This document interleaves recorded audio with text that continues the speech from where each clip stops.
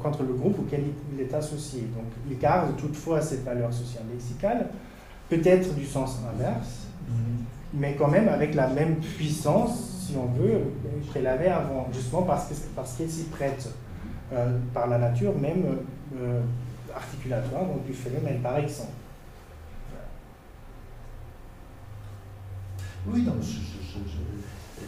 j'entends bien, mais ce qu'il y a, c'est que autant on peut voir,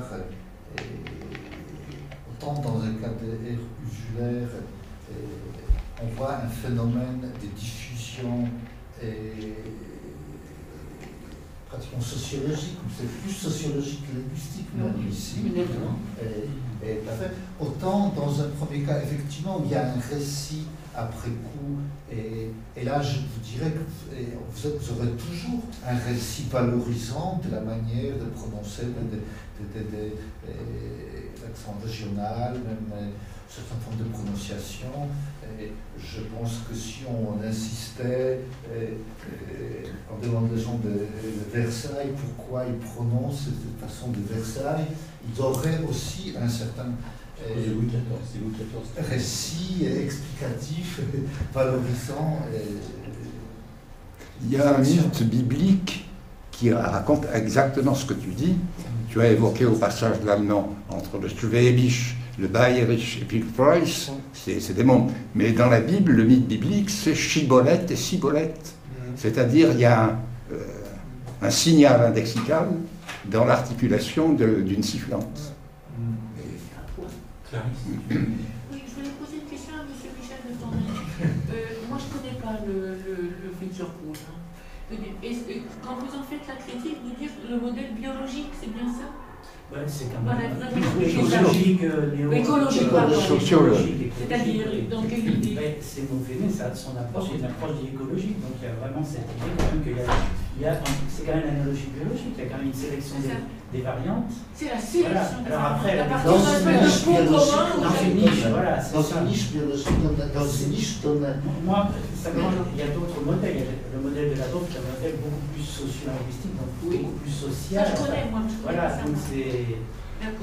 Chez vous, il faut voir que, évidemment, il y a cette dimension biologique qui est là-dedans et que je trouve pas très bien réussie. Elle est très souvent assez métaphorique. Donc, il parle d'évolution, de sélection, comme si c'était une sorte d'espèce, mais dans une valeur purement métaphorique, donc sans faire la comparaison tout à fait avec une espèce biologique.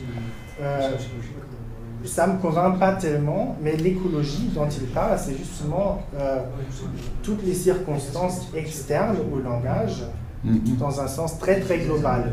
Donc ça peut en arriver juste, comme je l'ai dit, aux conditions topographiques, aux conditions géographiques, qui ont eu une influence sur les interactions humaines, parce qu'il y avait par exemple des contacts difficiles entre un groupe de locuteurs et l'autre, parce qu'il y avait une montagne.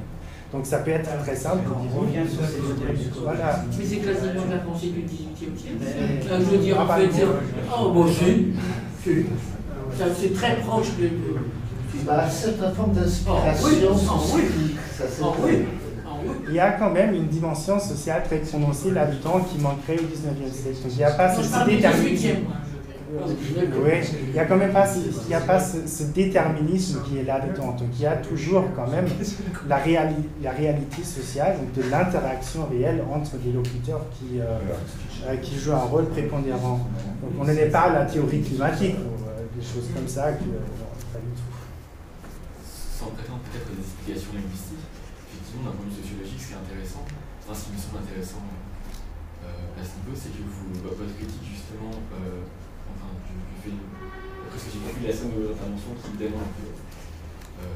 Mais moi je suis sourde. Excusez-moi, je disais vos critiques, vos remarques plus générales qui n'allaient pas nécessairement au même sens, faisaient justement écho à cette dynamique de distinction et aux effets de mode théoriques, alors que justement, c'est ce dont il est justement question. Or, du coup, c'est une manière de penser la mode comme justement une forme symbolique, y compris dans ce cas-là de. C'était justement sous-jacent dans ce que vous évoquiez, mais ça m'avait pas semblé justement peut-être très explicite, alors peut-être était-ce le cas, mais il y a un parallèle direct du coup entre l'effet de mode théorique et du coup l'effet de mode de distinction que ça entraîne, et du coup l'effet de mode et de distinction qui est marqué pour le RSA. Du coup, développerait peut-être des pistes théoriques sur l'interprétation des modes comme étant sur le champ qui nous intéresse dans le cadre de ce séminaire. C'était une contribution plutôt sociologisante.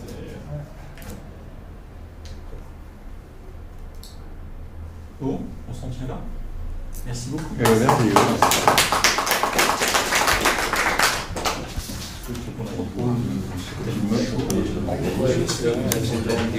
Ça va être en genre réel ce soir, non? Ah bon, d'accord.